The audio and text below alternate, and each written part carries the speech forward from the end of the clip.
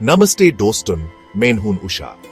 आज मैं आपसे बात करने वाली हूं एक ऐसी किताब के बारे में जिसने मेरी जिंदगी बदल दी। रॉबर्ट कियोसाकी की रिच डैड पुअर डैड ने मुझे पैसे को देखने का नया नजरिया दिया। आज मैं आपको दिखाने वाली हूं वो 5 पावरफुल लेसन्स जो आपकी जिंदगी बदल सकते हैं।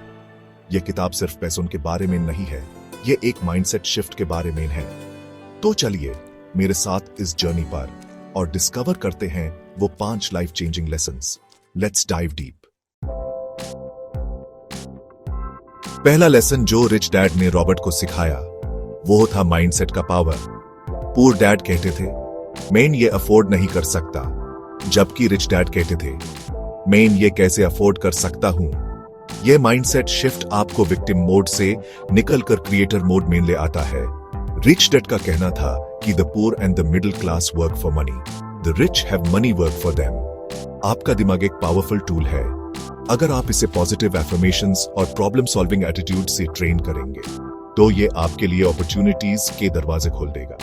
पुअर डैड की आई कांट मेंटालिटी ने उन्हें फाइनेंशियल ट्रैप में फांसा ये रखा, जबकि रिच डैड की हाउ कैन मेंटालिटी ने उन्हें फाइनेंशियल फ्रीडम दिलाई। जब भी आपके सामने कोई चैलेंज आए तो अपने आप से पूछिए मैं इसे कैसे कर सकता हूं। यह माइंडसेट शिफ्ट छोटा सा लग सकता है, लेकिन इसका इंपैक्ट बहुत बड़ा होता है। दूसरा लेसन जो रिच डैड ने सिखाया वो था काम करने का असली मकसद। पुअर डैड हमेशा जॉब सिक्योरिटी और फिक्स्ड सैलरी को इंपॉर्टेंस देते थे। रिच डैड कहते थे जितना सीख सकते हो सीखो, नौकरी सिर्फ पैसे के लिए मत करो बल्कि स्किल्स एक्वायर करने के लिए करो। उनका फोकस लर्निंग पर था, नए स्किल्स डेवलप करने पर था। रिच डैड कहते थे कि अमीर लोग जॉब सिक्योरिटी के पीछे नहीं भागते, वो फाइनेंशियल फ्रीडम के पीछे भागते हैं। जब आप अपने करियर के बारे में सोचें तो सिर्फ सैलरी पैकेज मत देखिए, यह भी देखिए कि आप उस रोल में क्या नया सीख सकते हैं।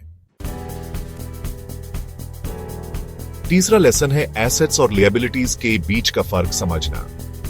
पुअर डैड अपने घर को अपना सबसे बड़ा एसेट मानते थे, लेकिन रिच डैड कहते थे एसेट वो होता है जो आपके पॉकेट में पैसा डाले, लिएबिलिटी वो होती है जो आपके पॉकेट से पैसा निकाले। पुअर डैड का घर उनके लिए एक लिएबिलिटी था क्योंकि वो उनके कैश फ्लो को नेगेटिव बना रहा था। रिच डैड ने सिखाया कि अमीर लोग एसेट्स एक्वायर करते हैं, जबकि गरीब और मिडिल क्लास लोग लिएबिलिटीज एक्वायर करते हैं। एक्चुअल एसेट्स क्या हैं? Real estate, stocks, bonds, intellectual property या बिजनेसेस जो प्रॉफिट जनरेट करें। रिच डैड का फोकस हमेशा अपने एसेट कॉलम को बिल्ड करने पर था। इस रैट रेस से निकालने का तरीका है एसेट्स और लिएबिलिटीज के फर्क को समझना और कॉन्शियसली एसेट्स बिल्ड करने पर फोकस करना। चौथा लेसन है फाइनेंशियल एजुकेशन की अहमियत। स्कूल्स ह्यूमन सब कुछ पढ़ाते हैं, लेकिन पैसा कैसे काम करता है ये नहीं सिखाते। पुअर डैड फाइनेंशियल लिटरेसी में कमजोर थे, जबकि रिच डैड ने सेल्फ एजुकेशन के थ्रू फाइनेंशियल इंटेलिजेंस डेवलप की। फाइनेंशियल एजुकेशन सिर्फ नंबर्स और चार्ट समझना नहीं है, यह एक माइंडसेट है, एक कंटिन्यूअस लर्निंग प्रोसेस है। रिच डैड ने रॉबर्ट को सिखाया कि स्कूल से निकालने के बाद असली फाइनेंशियल एजुकेशन शुरू होती है। आज के डिजिटल युग में फाइनेंशियल एजुकेशन एक्वायर करना पहले से कहीं ज्यादा आसान हो गया है। Stocks, mutual funds, real estate, commodities, crypto currencies, इन सभी कॉन्सेप्ट्स को समझना फाइनेंशियल लिटरेसी का हिस्सा है। पांचवा लेसन है पैसे को अपने लिए काम पर लगाना सीखना। पुअर डैड की जिंदगी का पैटर्न था मेहनत से पढ़ाई करो, अच्छी नौकरी पाओ और फिर जिंदगी भर पैसे के लिए काम करते रहो।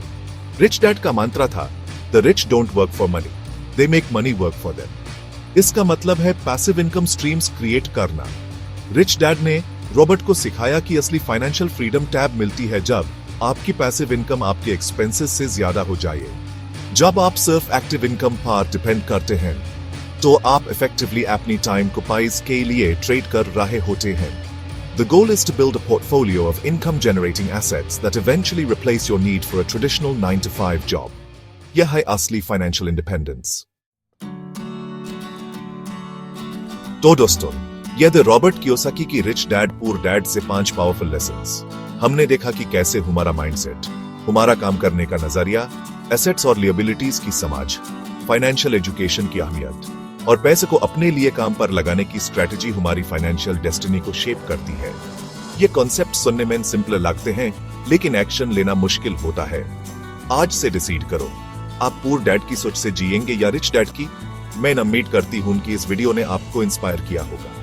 अगर आपने अभी तक रिच डैड पुअर डैड नहीं पढ़ी है, तो मैं हाईली रेकमेंड करूंगी कि आप इसे जरूर पढ़ें। धन्यवाद।